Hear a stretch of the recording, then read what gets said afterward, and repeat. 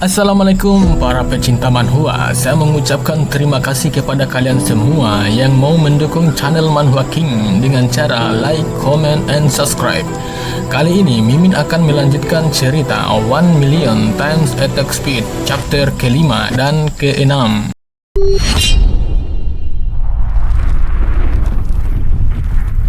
Di chapter kelima terlihat ayah dari Ye Yun yang bahagia karena melihat anaknya baik-baik saja sembari berkata, "Yur, kamu di sini?" Ye Yun berkata, "Paman Wu, apa yang terjadi kepada ayahku? Mengapa dia terluka parah?" Paman Wu menjawab, "Tuan muda, izinkan aku memberitahu kamu apa yang terjadi. Setelah kamu diracuni, Master berusaha keras untuk mencarikanmu penawarnya. Dia terluka parah kali ini karena dia memasuki rawa berkabut yang berbahaya untuk memusnahkan binatang iblis." Sebelum melanjutkan ceritanya, ayah Ye Yun batuk kembali sembari berkata berhenti membicarakannya. "Dan cepat bawakan ramuan misterius itu dengan cepat." Selanjutnya terlihat elisir misterius yang dipegang oleh ayah Ye Yun. Sembari berkata, "Yun, ambillah ini dengan cepat. Kamu seharusnya bisa menghilangkan 30% racun setelah meminumnya." Semabri menyodorkan obat itu, tanpa berpikir panjang Ye Yun langsung mengambil elisir tersebut sembari bergumam, "Ramuan misterius adalah ramuan lapisan kedua. Efeknya mengangkat racun dan meningkatkan level kultivasi."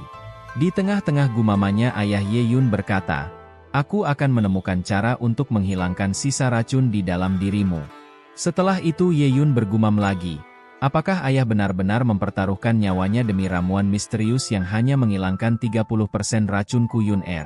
Ayah Ye Yun berkata lagi, "Jangan bingung, ambillah sekarang." Ye Yun menyadari cinta kebapakan yang diberikan ayah ini kepada pemilik aslinya tidak ada pamrihnya. Sembari mengeluarkan energi di tangannya dan menempelkan telapak tangannya ke dada ayahnya. Hal itu membuat Ye Wushuang kaget. Sembari bergumam, "Hah? Ini? Yun, mengapa tingkat kultivasimu meningkat? Apakah kamu membantuku menyembuhkan lukaku?" Ye Yuan menjawab, "Aku telah tercerahkan oleh seorang master dan racun di tubuhku telah terangkat. Aku juga telah mendapatkan kembali kultivasiku. Dan aku sudah berada pada tahap ke-9 dari Badi Tempering saat ini. Ayah, kamu tidak perlu mengkhawatirkanku lagi. Aku juga punya banyak ramuan penyembuhan di sini. Ayah akan pulih setelah meminumnya," ujarnya.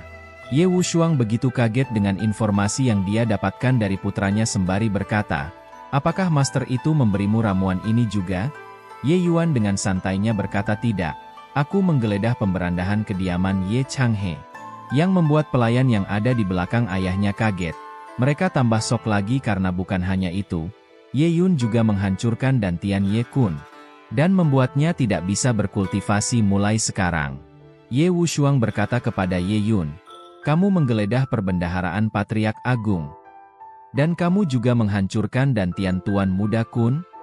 Kedua pelayan itu berkata, "Tuan Muda Yun pergi untuk menyerang kekuatan keluarga leluhur tanpa memikirkan konsekuensinya. Master akan marah." Di lain sisi ternyata Ye Wushuang tertawa terbahak-bahak sembari berkata, "Bagus sekali, bocah. Aku tidak menyangka kamu akan melakukan sesuatu yang luar biasa selama aku pergi. Seperti yang diharapkan dari anakku." Kedua pelayan itu begitu kesal sembari berkata, "Master, ini bukan waktunya untuk memujinya." Ye Wushuang mengingatkan, "Namun, Yun, kamu membuat putra Ye Changhe menjadi cacat. Dia tidak akan membiarkanmu. Meskipun aku adalah kepala keluarga Ye, aku telah diasingkan oleh Ye Changhe selama bertahun-tahun karena kultivasiku mengalami stagnasi pada tahap pertama ranah kiblat. Dan 5 dari 8 leluhur memutuskan untuk memihaknya. Mereka mungkin ingin menggulingkanku sebagai kepala keluarga Ye.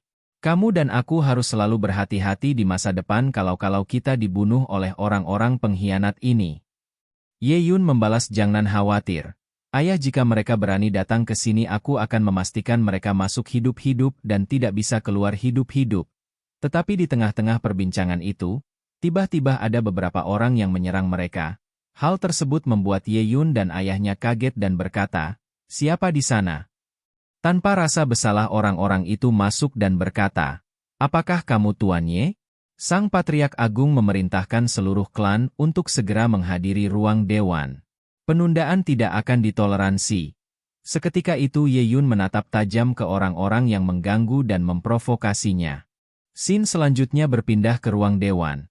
Ternyata sudah banyak orang yang berkumpul di ruangan itu. Mereka berkata inilah yang terjadi.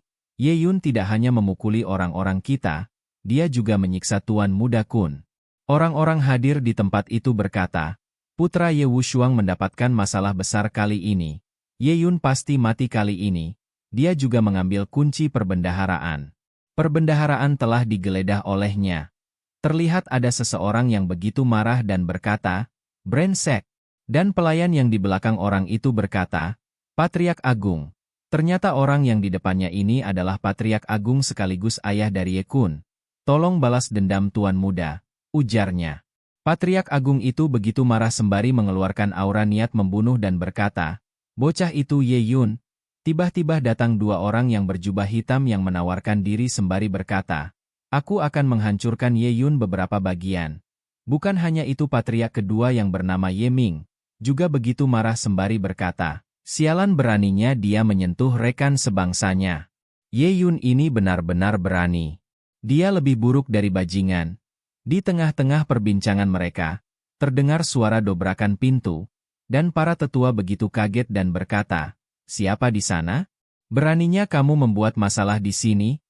Tiba-tiba orang yang mendobrak pintu itu berkata sembari melempar mayat di hadapan para tetua. Membuat masalah? Ternyata orang itu adalah Ye Yun. Kamu adalah bajingan yang menyerang rekan sebangsamu terlebih dahulu, bukan? Patriark Agung begitu kaget dengan kedatangan Ye Yun. Sembari berkata, bocah, kamu bahkan tidak membungkuk dulu saat bertemu dengan seorang patriark. Kamu benar-benar menjadi sulit diatur. Ye Yun menjawab, kamu berubah. Kaulah yang tidak mengikuti aturan. Dan sekarang kau memberitahuku aturannya. Sembari menunjuk Patriark Agung, dan menatap tajam, apa kualifikasimu untuk menanyakan hal itu kepada saya? Apakah kamu layak berdiri di tempat ayahku? Ujarnya. Chapter kelima, ditutup dengan Patriark Agung yang begitu marah sembari mengeluarkan aura membunuh dan berkata, apa? Chapter ke-6 kali ini dibuka dengan memperlihatkan Ye Yun yang berkata kepada Patriark Agung, apakah kamu terdiam karena aku ada benarnya? Setelah mengucapkan itu terlihat orang-orang yang datang dan orang itu adalah ayah Ye Yun dan berkata Yun aku terlambat. Ye Yun berkata kamu tidak terlambat ayah, pertunjukan baru saja akan dimulai. Ye Wushuang berkata, Ye Changhe, apa yang kamu maksud dengan tindakanmu hari ini? Apakah kamu mencoba memberontak dengan bersikap partisan secara terang-terangan? Ye Changhe menjawab, memberontak? Sembari tertawa, Ye Wushuang kualifikasimu biasa-biasa saja. Jika kamu tidak memiliki latar belakang yang, apakah kamu bisa menjadi kepala keluarga? Sembari mendekati Ye Yun dan ayahnya. Dan bukan hanya itu Ye Changhe mengeluarkan aura kekuatannya yang berada di ranah kiblat tahap kedua. Sembari berkata, menurutku posisi kepala keluarga harus dipegang oleh orang yang mampu. Sembari menanyakan pendapat tetua yang lain. Teman-teman apa pendapat kalian mengenai hal ini? Para tetua yang lain berkata, Sang Patriark Agung benar. Posisi tersebut harus dipegang oleh seseorang yang mampu. Kami bersedia melayani Sang Patriark Agung. Ye Wushuang tidak percaya karena tiga tetua kepercayaannya membelot kepada Ye Changhe. Ketiga tetua itu berkata aku minta maaf, Master. Nyawa istri dan anakku ada di tangan Ye Changhe. Seketika itu Ye Changhe mempersiapkan serangan di tangannya. Terlihat gumpalan energi merah yang terkumpul di tangannya. Sembari berkata, Ye Wushuang jika kamu membunuh anak brengsekmu sekarang, aku akan mengasihani dan mengampuni hidupmu. Melihat itu Ye Yun hanya tersenyum dan berkata, oh, apakah kamu ingin menjadi kepala keluarga? Dan tiba-tiba Ye Yun sudah berada di belakang Ye Changhe. Dan berkata kalau begitu aku akan melihat seberapa besar yang bisa dilakukan oleh Sang Patriark Agung. Ye Changhe begitu terkejut dengan kecepatan Ye Yun yang tidak bisa dia lihat dengan matanya. Sembari berkata, bocah nakal, kamu sudah keterlaluan, sembari mengintimidasi Ye Yun. Dan terjadilah dua serangan yang begitu kuat.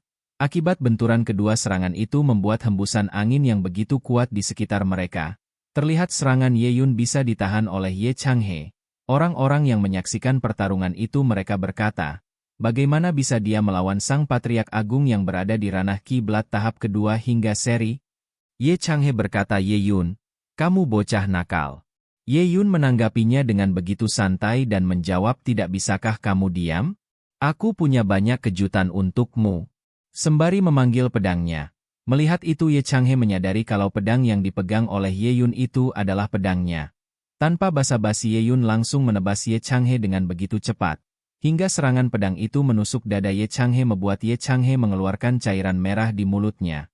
Dan jatuh tak berdaya. Orang-orang yang menyaksikan pertarungan itu berteriak memanggil Sang Patriark Agung yang telah wafat. Kejadian ini membuat mereka tidak percaya sembari berkata, dia membunuh Sang Patriark Agung. Ye Yun berkata, bagaimana rasanya mati dengan pedangmu sendiri? Tiba-tiba ada serangan di belakang Ye Yun. Dan serangan itu disadari oleh Ye Yun. Dan langsung menghindar dari serangan yang dilancarkan orang yang berjubah hitam. Terlihat dampak dari serangan itu menghancurkan lantai. Orang itu berkata, kamu tidak hanya menghancurkan menantu pilihan keluarga Ye Kun, tapi sekarang kamu dengan ceroboh membunuh Ye Changhe. Apakah kamu benar-benar mengabaikan keluargamu? Ujarnya sembari menatap Ye Yun.